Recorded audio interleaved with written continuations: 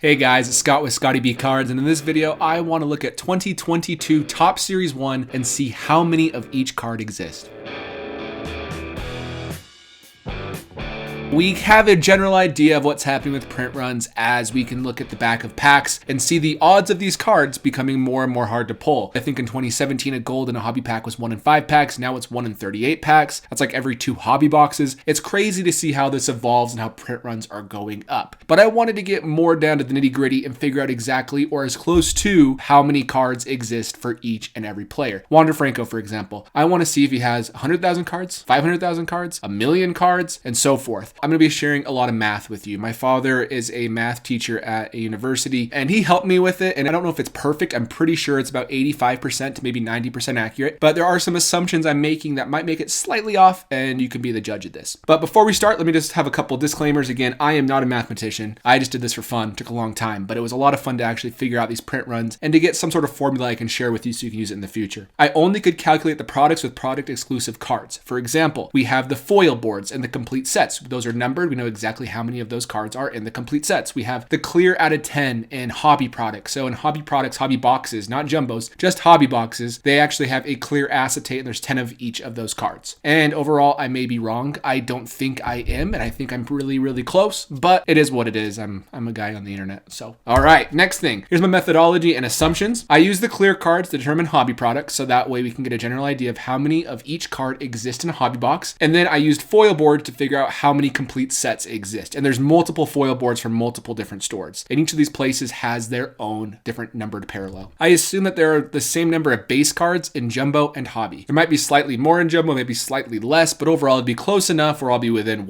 10 to 20,000 cards. So in the long run, as you'll see, 10 to 20,000 cards isn't that big of a deal as these numbers are getting higher. And I assume retail products are 2 to 2.5 times more for base cards in existence, essentially. There's multiple different types of retail products that exist. I'm going to be doing more 2.5 times just because retail is getting more and more printed as the demand for these cards is going to be extremely high. And I assumed all cards in each pack are base cards. So no parallels, no inserts, just because it'd be too hard to guess. So I said all 14 cards in a hobby pack are base cards. And that's just so I can be consistent throughout. And lastly, numbers not be exact, but should be like 80 to 90% accurate. So pretty close. So I'm gonna start off with the really easy product to kind of get your feet wet on how I'm doing this. If you're scared of math, don't worry. Just listen, enjoy the ride, because I'm not gonna do anything crazy, but I at least wanna show my work. So I'm not just throwing out these bold claims that aren't even close to accurate. So gold refractors, 2014 Topps Chrome Update. In Topps Chrome Update, you can only get it in a box. I actually have one. This is the box. This is the only way you can get Topps Chrome Update. In this box, they have 2 packs of Topps Chrome Update, which is 4 cards per pack, 8 total cards per box. And the rest there's 5 packs, I think, of 10 cards for the regular Topps Update. So really hard to find Topps Chrome Update. And there's only 2 parallels. Gold refractors numbered to 250, and then you had black refractors numbered to 99. No super refractors, no 101s, nothing lower. And that's why these, like for Mookie Betts and Jacob deGrom, go for so much. Black refractors are out of 99. You have gold refractors 1 in every 11 packs. So if there's 2 in here, 1 in 5 boxes has a gold. For black, you have 1 in every 27. That's about 1 in 13 boxes is going to have a black. There's a 55 card base set, so we know exactly how many cards are in here for the Topps Chrome Update and how many parallels there are. So there's 4 cards per pack. That means there is 1 gold parallel for every 44 base cards and 1 black parallel for every 108 base cards. So let's do some math. First, we needed to see how many golds exist in the product. So we went 250 because that's how many they're numbered to, times 55 because that's how many cards are in the set, for a total of 13,750 total golds. Now we need to know how many base cards it takes to get a gold card. It's 1 in every 11 packs, so 4 times 11 is 44 base cards. So you get 44 base to 1 gold parallel. So we go 1 divided by 44 equals 13,750, which we got from here, and we solve for X. And X in this case is 605,000. There's a total of 605,000 base cards. If you divide that by the number of cards in the set, which is 55, you'll see there's 11,000 of each base card. So we can see for that Mookie Betts on this screen right here, there's only like 11 to 12,000 of them. They're very, very rare in comparison to Topps Chrome and other sets. That's why there's less than, I think, 500 PSA 10s on the registry, and that's why they go for $1,000 when that's crazy compared to other players for Topps Chrome base. But that's why, it's because they're so rare. We can do the same exercise with black parallels just to see if our numbers are accurate. So we have 5,455 total black refractors.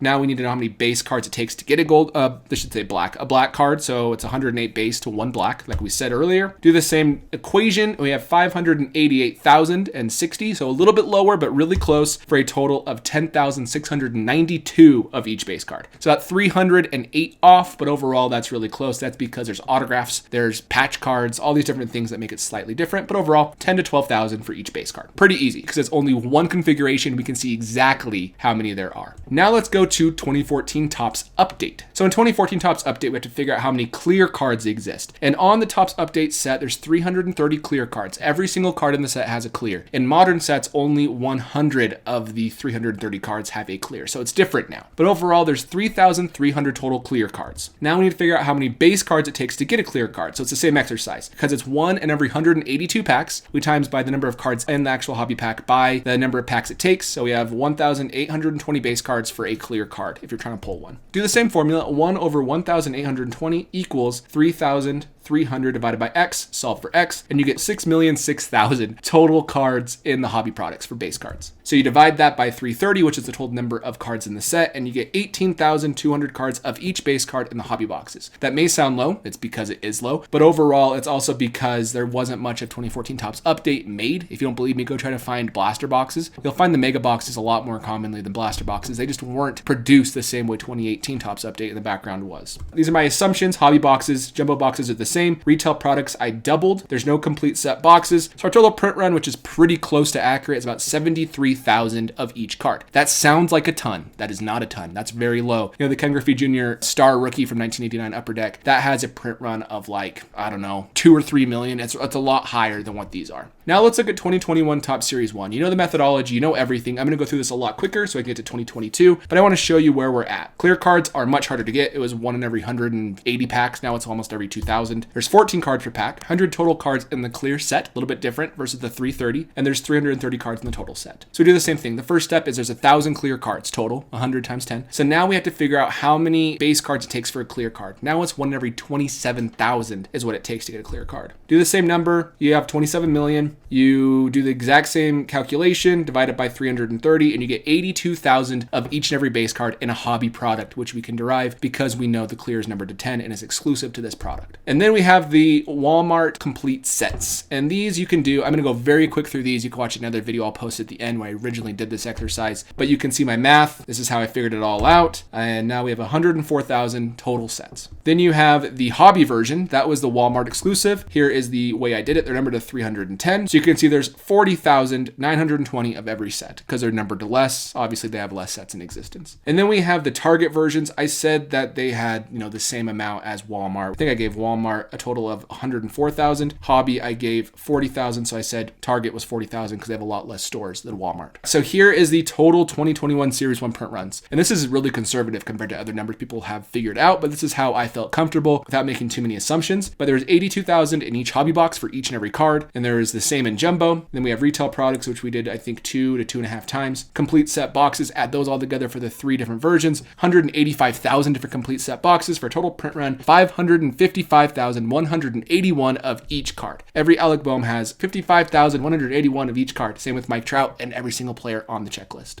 So now we're to where we want to actually look at 2022 Topps Series 1 hobby box print runs. And we are up quite a bit. So we have to do the exact same exercise. There's 1,000 clear cards because 100 on the set, 10 of each of them, 1,000. Now we have to figure out how many base cards it takes to get a clear card. It's higher from 27 to 35,000 because instead of it being 1 every 1,900 or every 2,500, do the exact same formula. There's a total of 35 million essentially total cards in hobby products, in the hobby boxes. You divide that by 330, which is how many cards are on the original set, which gets you a total of 105,000 in hobby boxes. You were at 85, now you're at 105. That's like a 30,000 increase in just 1 year on one product. And let's actually do the increase in complete sets. They're not released yet. I don't know their number to, but what I did is I figured out the percentage increase from 2021 Topps Series 1 hobby products to 2022 Topps Series 1 hobby products, which was an increase, if you look at my math here, of basically 29%. So I multiplied that against the box sets. So in 2021, we had 185,200 complete set boxes, and each of those has 1 of each card. Times that by basically the 29%, 1.29, and now we have 238,000 of the box sets being produced this year, most likely. So now let's look at the total 2022 Topps Series 1 print run, shall we? Hobby boxes, 105,000, up about 30% from the previous year. Hobby jumbo boxes, we have the same, 105,000 of each card.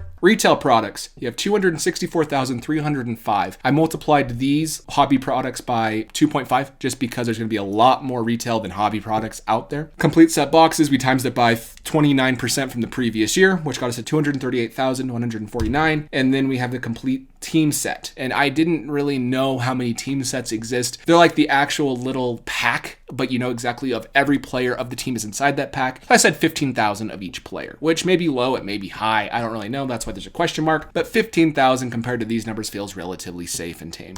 So that gives us a total print run of each Wander Franco and Mike Trout card of 728,898 cards. I thought it was going to be higher this year, so I'm actually surprised it's not higher. But that's still 750,000 cards for each player. In the next 2 years, we'll break 1 million at this pace. We're up 30% year over year after we went up 35% last year. So we're essentially up, 65% since 2020, which we still had a ton of that product. So overall, there is no short supply of these base cards. So let's discuss this. Does it matter? I mean, I have a fun little meme up here, but does this really matter? Like, we all knew print runs were high. Collectors are getting smart to this. And what the problem is we're associating that print runs for base cards are high in these sets. So that means in 2014 Topps Update, it has to be high for Mookie Betts. That's not the case. There's only 72,000. That's less than just the hobby configuration of 2022 Topps Series 1. So the point is, not all base cards are made equal. Basically, anything pre-2017, they have relatively low print runs. Everything past 2017, it has amplified year after year after year. The print runs aren't damning quite yet. We're not to 1 million. I think once it's 1 million, it's going to be hard to see any value in base. But right now, we're seeing Tatis, Soto, Acuna, their PSA 10 flagship cards start to plateau because there's 30,000 PSA 10s or 30,000 graded, whatever it is, 20,000 PSA 10s. There aren't enough people to really want those, but we're seeing the more scarce cards, the gold cards, those are making huge increases. So we're seeing people talk about how the hobby is cooling off. Well, yes, in general it is, because a lot of people are holding base cards. The more scarce stuff is going up. It's gone up over the last 12 months for a lot of these players, and for good reason. Year over year, hobby print runs are up 29%, 28.6 from 2021 to 2022, and they were up 34.86 from 2020 to 2021. 2022 Series 1 hobby print runs are up 901% over 2014 Topps Update. This should say print runs, not boxes, because it's over the entire product. Again, Topps Series 1 and Update aren't fair comparisons because Topps Update is printed in less supply than Topps Series 1. So let's say there was 150,000 at very, very, very most of 2014 Topps Series 1. We're still up 750% in comparison. So it's not like we're slowing down or like it's anything special. Assuming hobby shows the increase across the board, we will hit 1 million cards of each player by around the 2023 or 2024 season. If we had a 28.6% increase from the total of 728,000 from 2022 to 2023, next year's product, that would give us 940,000 of each player. And then if we had another increase, we'll easily be in 1 million by 2024. So in 2 years, you'll have 1 million cards out there. Not very scarce. So does this matter? Yes. Start to change the way you collect if you're trying to do it as an investment. If you're just having fun, don't worry about it. Like, there is a time and a season and a place for collecting, investing, all of it. People think that I am only an investor because I talk about it on my channel. I am much more a collector than an investor. I just can see these trends and I can discuss them with you. But overall, even as a collector, I don't want a card that has 730,000 copies, besides maybe one for fun for a complete set. But it's just not the best way to use your money. You can go out and get a really rare card of a really